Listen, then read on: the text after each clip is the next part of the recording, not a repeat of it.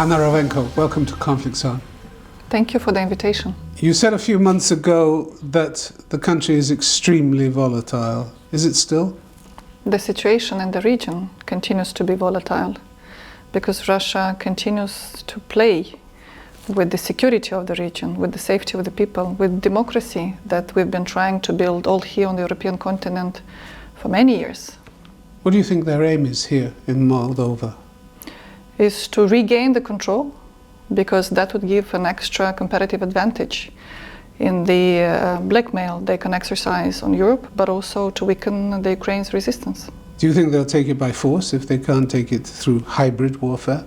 So far, Ukraine resists with all its force and will and the power, and that keeps the military aggression of Russia far away from us. But the scenarios that Russia has been using always in many parts of the world and in this region includes definitely a complete set of tools as part of the hybrid war to exercise pressure, to radicalize the population, and to use this radicalized population, including subversive agents, to provoke destabilization. Is it working? It has been quite successful for years. Since our independence, Russia has been always maintaining its control and presence here over Chisinau. That is why they're even more aggressive since the start of the aggression in Ukraine, in what regards the tension of this hybrid war and all the elements that they put into motion here in Moldova. You talked about one of those hybrid elements the other day. You spoke about representatives of the defense and security sectors, public employees, getting letters containing threats and incitement to disobedience. What's that done to morale? That's definitely the morale, the resilience, the unity that this scenario of Kremlin is being a target. Because that's exactly where the strength, the power and determination stays. Including these different citations or fake citations or fake letters meant to induce fear and to make people rethink whether they should serve or not their country. Have you been threatened personally? Many leaders of authorities have received this kind of so-called letters and citations. Personally? I've been also part of this yes? so-called correspondence. What did it say? That I should mind about the actions. That you should mind about elections?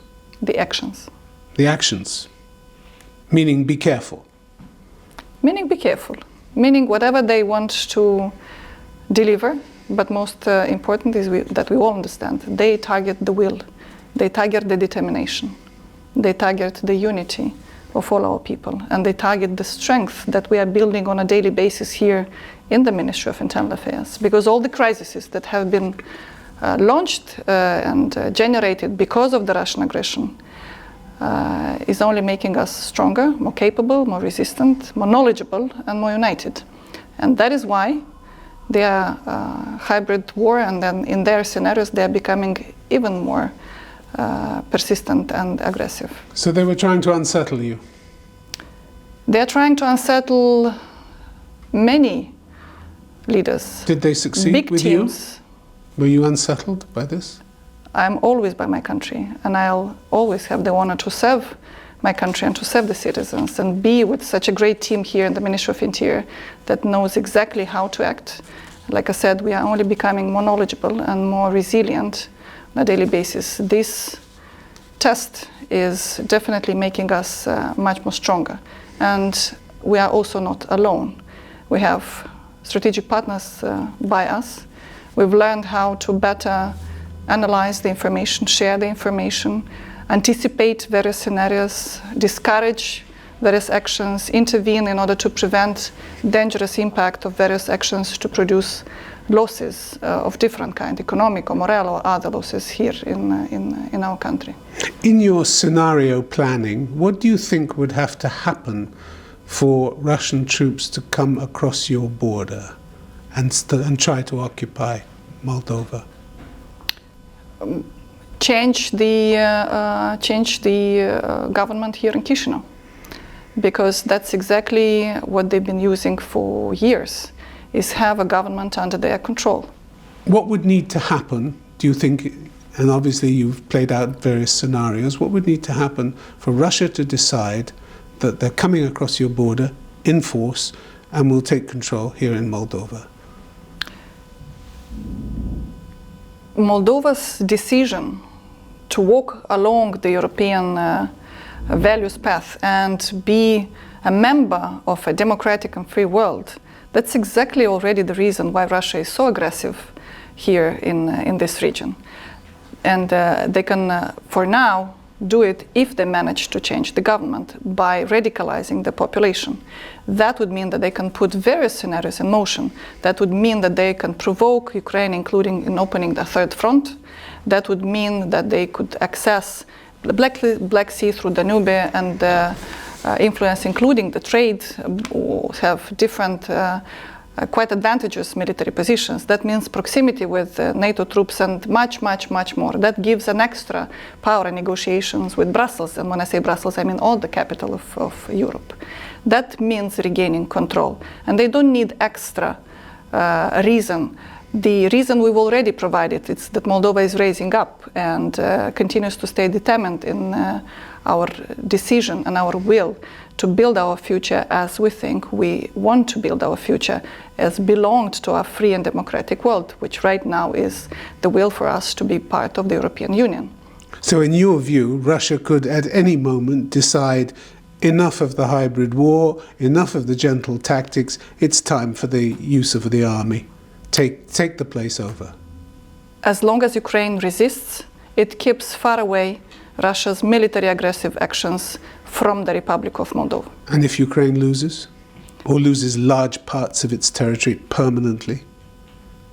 So far, we all work together to support Ukraine in staying resistance, including the fact that here we continue to be united, all the authorities and the civil population. It's also a contribution to the security in the region. It's also a contribution for the Ukraine to stay focused and keep their power of resistance in defending their territory, because by this they also defend us. And if they lose, you lose too? We all lose, sir. Europe loses. It's not about the Republic of Moldova only. Talk to me, if you will, about the case of the previous president, Igor Dodon. Over a year ago, your prosecutors leveled serious charges against him, including treason. He sat several months under house arrest before a court freed him. Why the delay in bringing him to trial? He says it's political persecution. He has a point, doesn't he?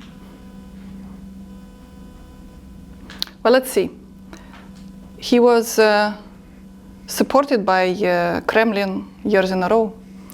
He is a figure that has been openly preferred and supported by the Kremlin. And here in Chisinau, in the Republic of Moldova, he was a promoter of the Russian Federation's interests. He was feeding and supporting the oligarchs. He was doing businesses with them. He was directing the policies into the direction that facilitated and allowed stealing of billions from the people. That means draining the budget. That means impediments in implementation of important development programs that will only benefit the people. You say that, but none of this has been proved in a court of law. He remains innocent until he's proved guilty, doesn't he? Of course, of course. So how long is this going to go on? These charges hanging over his head. Don't people have a right to timely justice? Timely? For 30 years, here in the Republic of Moldova, we had only propaganda and infusion of feeling of incapacity and total dependence of Russia's will and Russia's policies. We have to learn once again to lead our country, and that means staying resilient on a daily basis.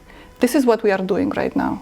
We are introducing corrections in all our systems and mechanisms. And yes, it takes time. And in parallel, we have to defend the country, besides putting in motions and correcting all the illegalities that have been introduced into our systems, including in the justice systems. But the determination of the people of the Moldovans continues to stay strong, and I'm absolutely confident that the justice will be made with regard to many figures that have been fakely and falsely represented Moldova's interest. Are your prosecutors up to the job? Because there's been a lot of corruption in your justice system, hasn't there? Exactly, and that's also for a reason, to make Moldova weak, to make Moldova always fall on the knees and rather seek once again the so-called support from only one so-called partner. But there was for years only one stable component in the relationship between Chisinau and Moscow, and that is the instability, distrust. Moldova has been continuously subject to abuse and aggression and blackmailing. We've been having periods that lasted years when Moldova had to so-called beg for forgiveness in order to be able to resist. But that was just a survival. That was not a development. That is exactly what we are all learning and building right now, the unity for resilience. And that means hard work on a daily basis. How encouraged are you that so many European leaders decided to come here for the European Political Community Summit? Well, after the independence, that's probably the most consolidated sign of trust. And we will fulfill that trust.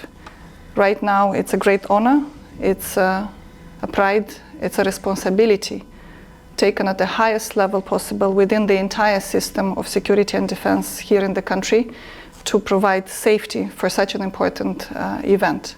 And all the people understand how important is this event, how important this event in terms of opening the doors, in terms of fueling our determination in continuing our path, even though we all understand that there is a hard work along this path.